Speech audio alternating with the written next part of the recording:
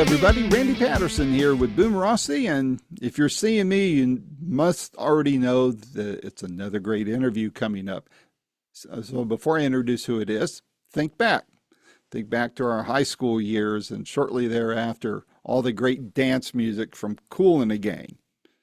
Now, progress just a little bit further, like say 2.5 years ago, you may recall that I had a great interview with Kool of Kool and the Gang. That's Robert Bell. He goes by Kool.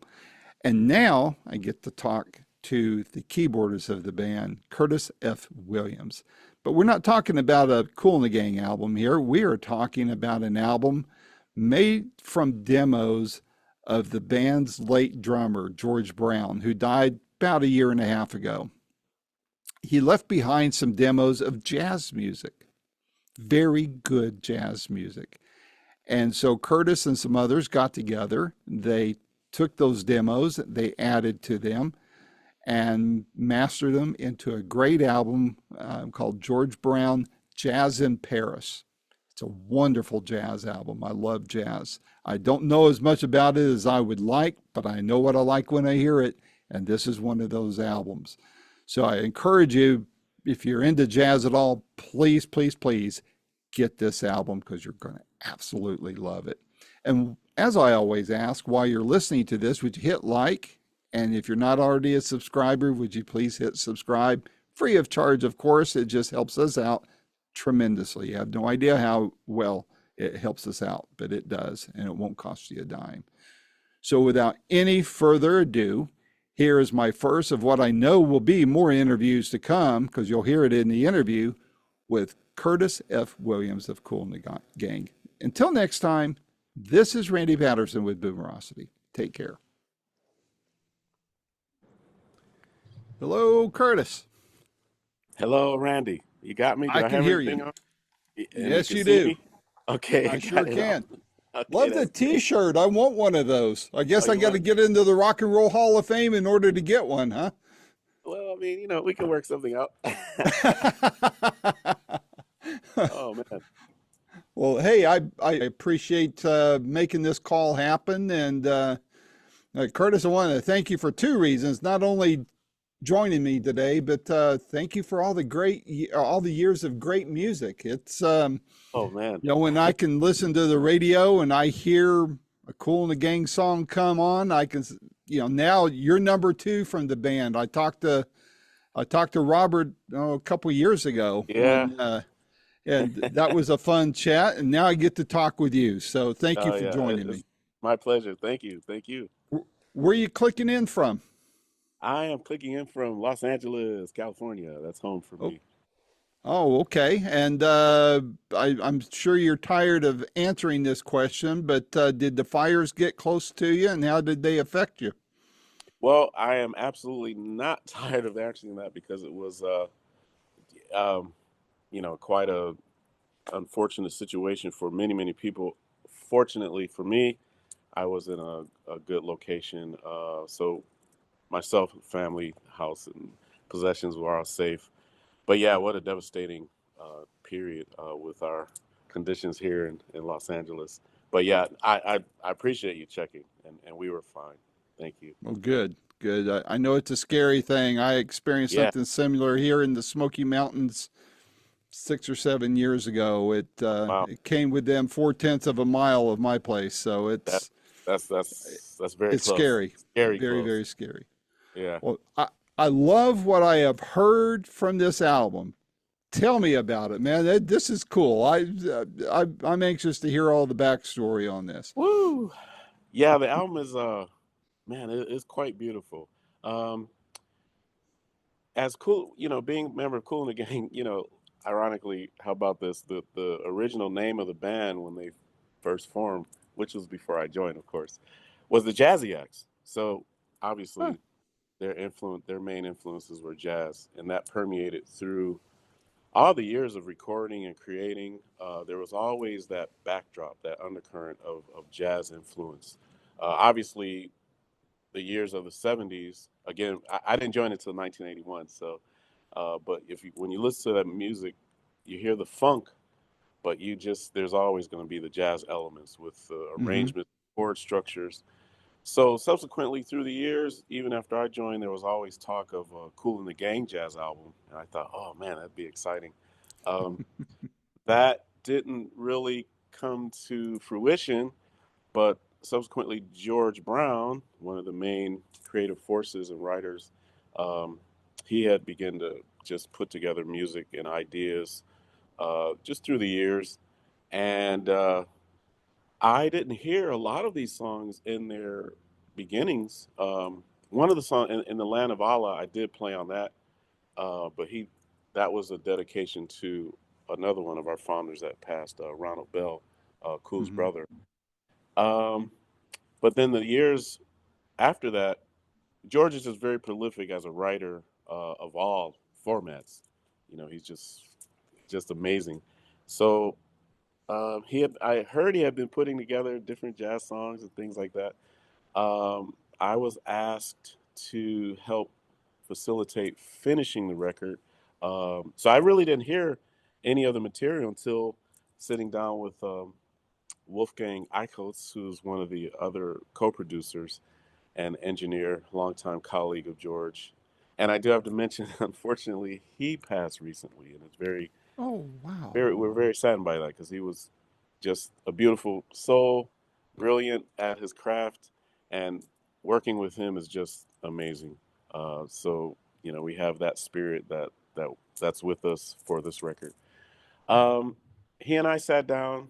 Um, Han Brown reached out for me. The executive producer Claude Ishmael reached out, and they're like, "Okay, we're gonna need help finishing the record."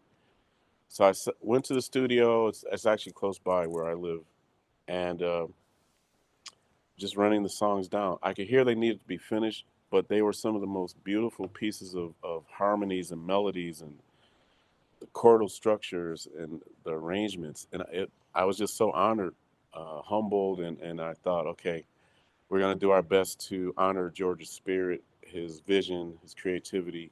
And yeah, and we just started bringing in live music, musicians. So acoustic bass, drums. We got the incredible Vinny Caliuta on drums on like 6 songs, which is another thing. You figure you got this amazing drummer playing on a legendary drummers album. So he was taken aback by that. Vinny, who he's incredible. Bringing in the horn players, alto sax and flutes and ethnic instruments, trumpet players, because a part of the approach with the record, I believe George was had the opportunity to present some things for or submit songs for a proposed Miles Davis movie, and so you can hear a lot of the influence there. George is just influenced by so many different jazz artists, Miles Hmm. being one. So you can hear those influences with the muted trumpet. It's so iconic of the sound of Miles. So we brought some of those sounds were there virtually, like with the keyboard. So I'm like, oh no, we got to have a trumpet player come in and play these melodies.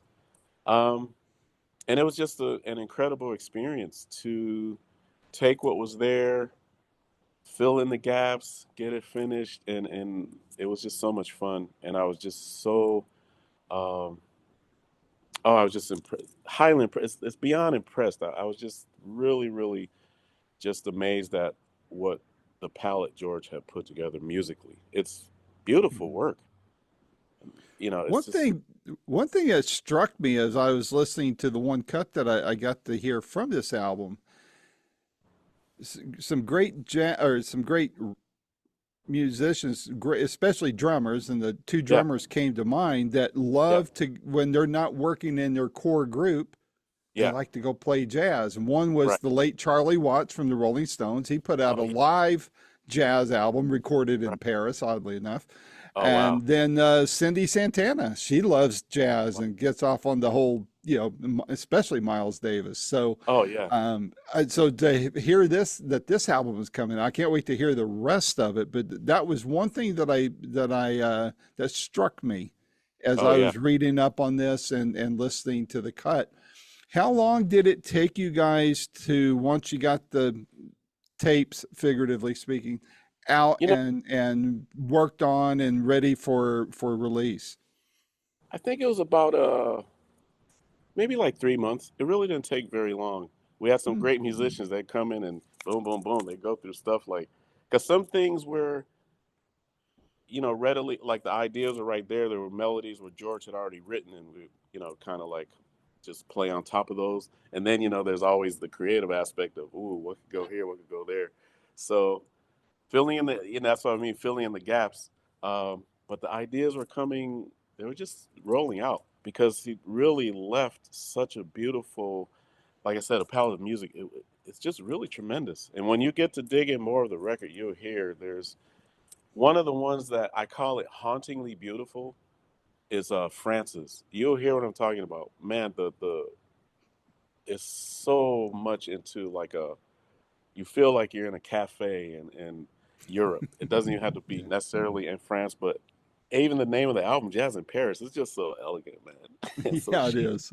But and this Francis song, man, it messes with my head with the melody and the chords and the you've got a whole mesh of you've got soprano sax, uh, bass clarinet. I think there's some flutes rolling through, and that's what the great Louis Van Taylor contributed to a lot of the woodwinds on the album. And that song in particular just has like, oh, it's just you'll hear Francis. Keep Francis in your mind for that, the way the melody and the chords move and I just go, man, George, bro, where's this coming from? It's amazing. And I was jokingly telling Wolfgang and our working together, George should have written a book of his harmonic structure. Because some of the stuff, I play piano. It's like I can't figure out what he's doing. I'm trying to play the right chords on top. I was like, I don't know what, because he had a different way of voicing. So and it's interesting when you have so keyboard's not his first instrument or piano. It's drums. But George is again prolific. He plays guitar. He plays drums, obviously. Um, I think he might have wanted to start working on some of the woodwind instruments, but his piano playing just kept evolving and evolving. I would hear him just messing around at times, and then it started becoming this mix of Thelonious Monk and Mm. man Herbie, and it's like, then his own thing. Like, what is he playing? And it's really really cool. And then that song in particular, that one, there's a beautiful song called Juliet. Um, where he was just apparently Wolfgang caught him essentially musing, if you will. I guess George had an idea, and it's really cool when you have your studio at your home. Hmm. He had converted his garage into really really nice studio facility, so he could just run out and play at whatever time, and so that's the beauty of having that at your disposal. So I guess he had been working on this idea. He went in one day, and Wolfgang came in, heard him playing, and just hit record. Wow. So, and then Wolfgang's like, well, maybe because he didn't finish it. It got to a point where it just like cut off because he didn't know it was being recorded. But it's just this beautiful piano piece. I'm like, Wolfgang, I know I could play it, but I can't play it like that. George, it's his character. So I was like, no, I'm going to leave it and then we'll just move around it. It's so Hmm. beautiful. Now, I'm going to give a little bit of a inside the cut of Juliet because he didn't finish. I do finish it, and my approach was to continue playing, not my style, but I wanted to be in George's spirit. So you really can't tell when George is done and I start, and I really love the way it seamlessly Nice. fit together. But that's a very beautiful piece too, and it just happened to be again.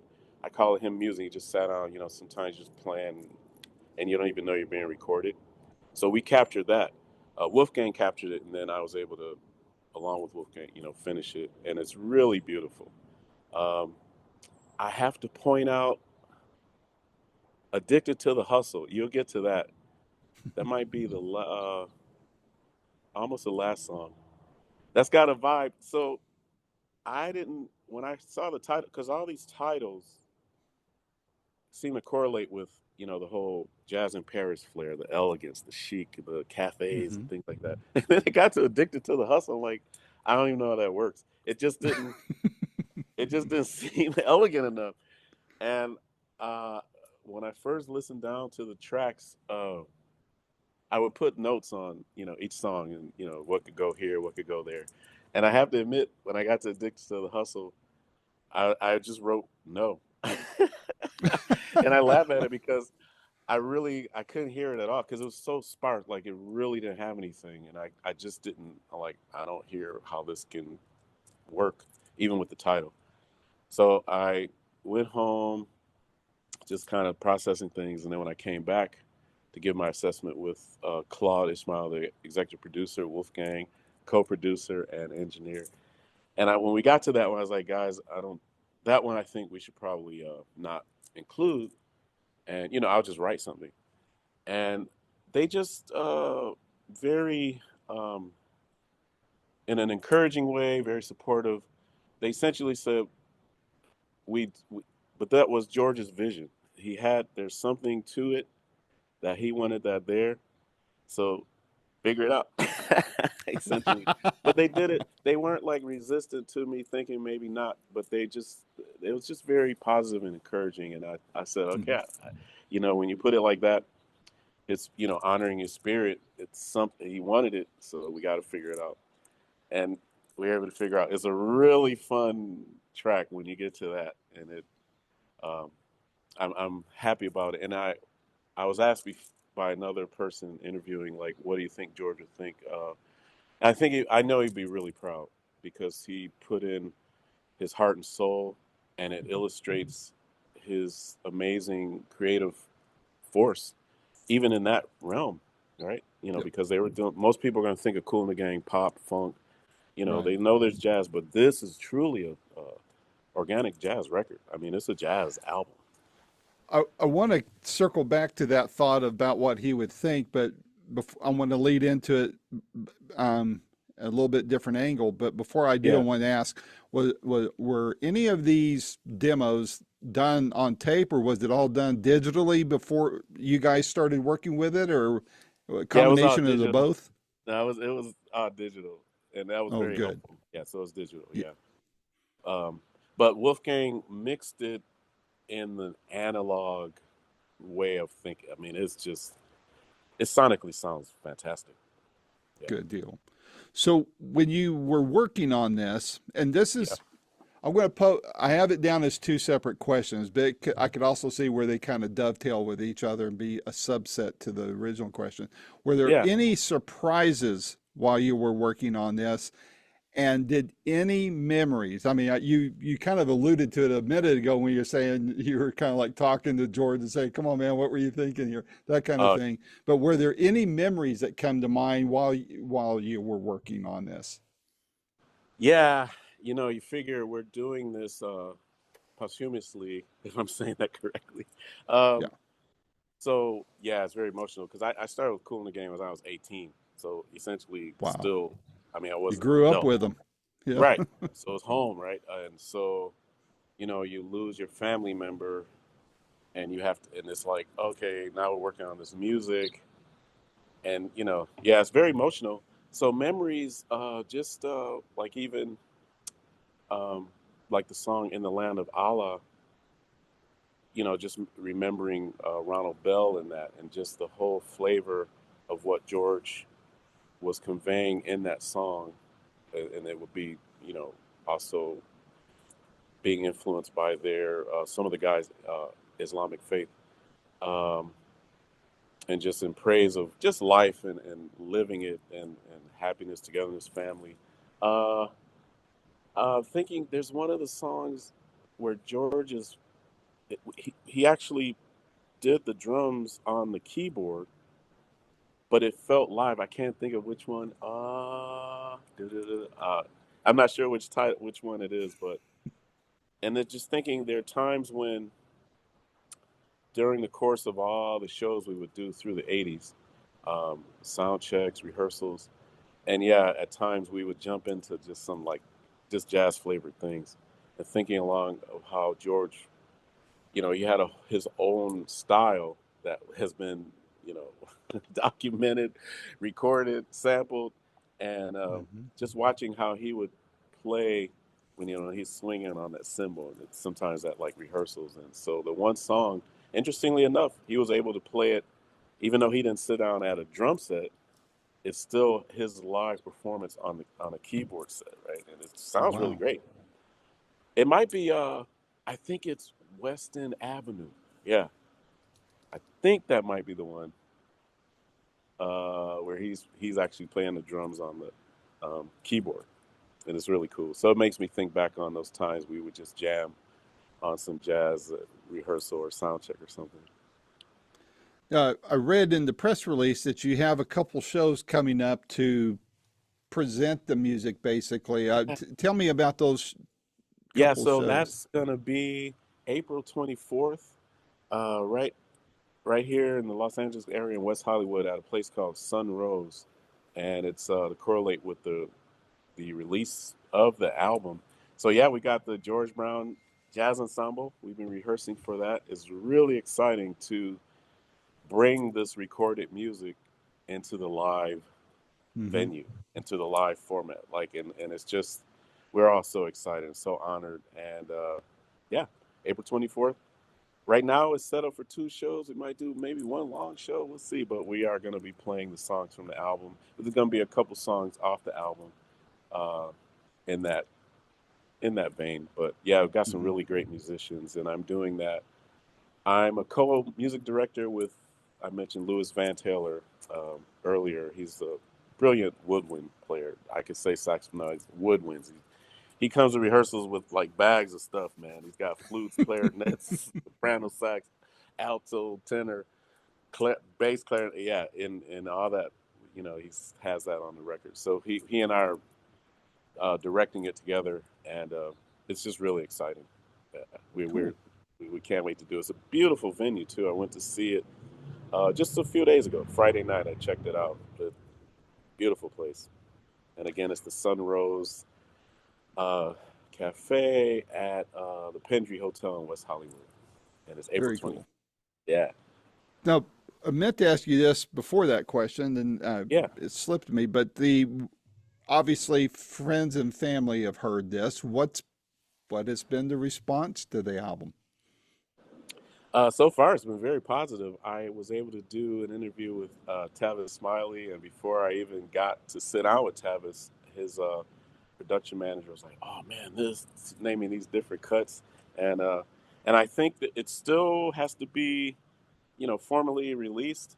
And I really feel strongly that the full reaction would be extremely positive because it's beautiful work.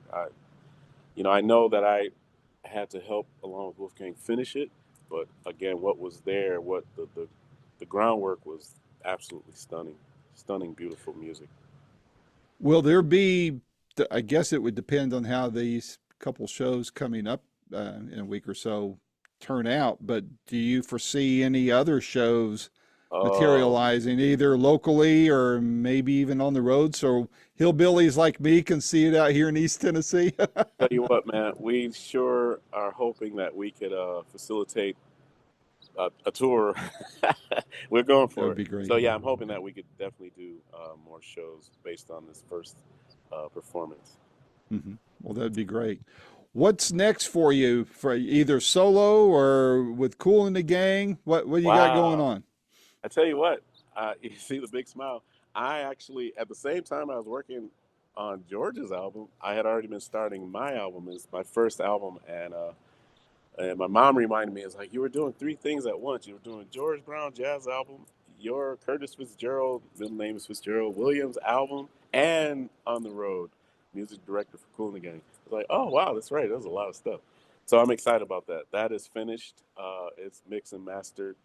Um, we are looking at a first single, probably, definitely summer single, and it's an expression of who I am. I'm varied when it comes to my musical ventures, so it's got a whole mix of everything, and also multi instrumentalist too, because a lot of people don't know. Most people think of me as a keyboardist, but I also play saxes and flute. So all of that's going to be Nice. on the album. Yeah. So I'm Well, really hey, excited. when this stuff starts releasing on that, let's circle back and do another one of these. I'd like to Oh, hear We it have all to. and talk about it. Yeah, I think you're going to be pleasantly surprised, and I'd love to talk about that as well.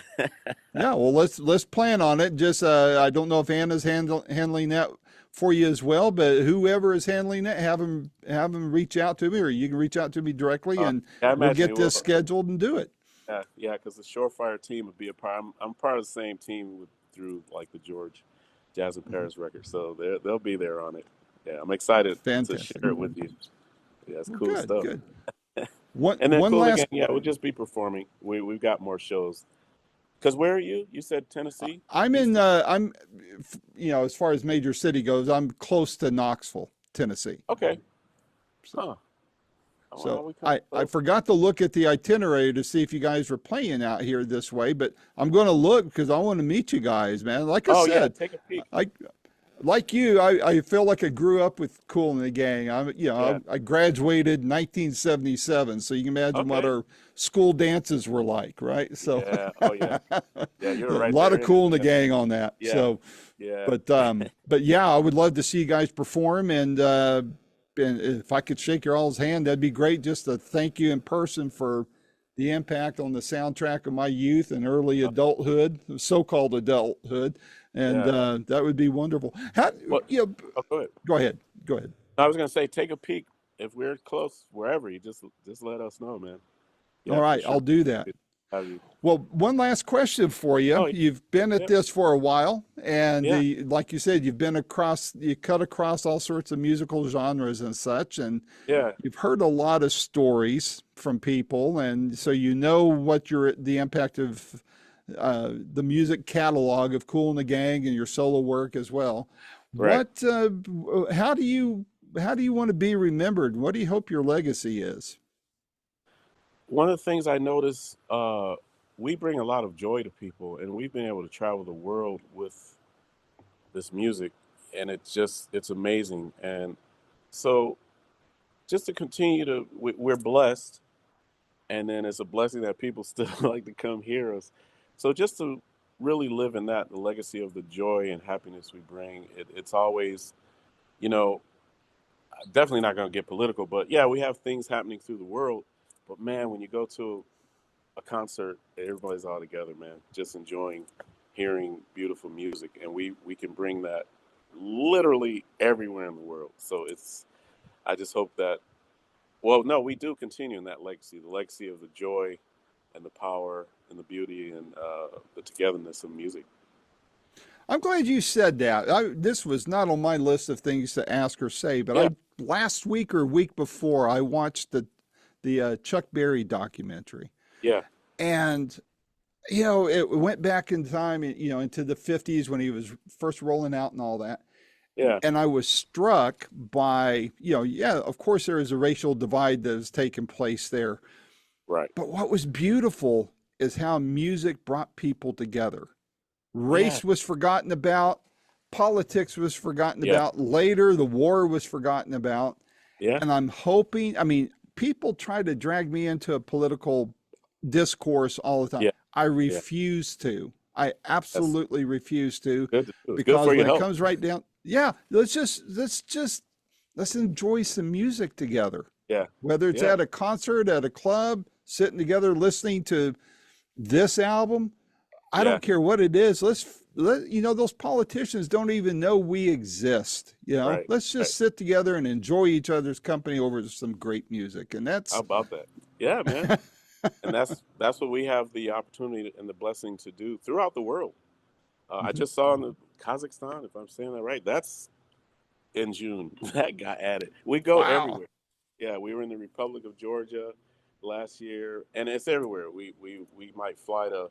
We were in Kuala Lumpur for a private show, like a weekend private show. So we go. We Nice. literally do go everywhere. Yeah, and it's Very always, good. obviously they want to hear the music, but you see how it affects people, and it's all ages. You can. We've gone places where you could tell the people have been around a while, a little bit older, and then the same show there could be children there. So it's just a Yep. wonderful position to be in. Well, Well, Curtis, thank you so much again for taking this time and again for all the years of great music. Uh, Give my thanks to the rest of the band as well, and hopefully sure. I'll be seeing you guys sometime soon. If you're coming out this way, I'd love to be able to, like I said, to get backstage and say hi to you, shake hands, and Oh yeah, thank you face to face. It would be an honor to be able to do that. I love that too. And then we will talk again about the Fitzgerald is Back project. It's coming. Absolutely. I'm looking Oh forward yeah, to that. That's going to sure. be fun too. So Yeah, yeah. listen, Oh yeah. stay safe, stay healthy, and we'll talk to Okay, you again very soon. man. Great to talk to you. And yeah, you do the same, man. Thank you. All right. Thank Thanks, you. Take Randy. care. Bye. Thank Thanks. you, Anna. Bye bye. Oh, Anna, yeah, we Bye. see a Yeah, little. I'm there. Hi. She's Bye, eavesdropping. guys. She's that bratty little I sister know in the she's background. just a logo. What's up? I'm just letting you guys have your little chat. I'm here to just, yeah, All right. we'll be in touch, Well, Randy. Thanks so much. thank you. Take care. All right. Bye bye. Okay. All Bye. right. Goodbye. This has been another fun-filled episode of Boomerosity with your host and producer, Randy Patterson. The theme song is Roll the Dice and is recorded and used by permission from Quinton Hope. Quinton is spelled Quinten, and Hope is Hope. And you can find out more about Quinton at quintonhope.com. Post-production is done by Cardinal Sins Productions. The Boomerosity name, logo, and content is copyright protected. Segments may only be used with written permission by Boomerosity and or its assignees. Inquiries should be directed to input@boomerosity.com. Copyright 2025.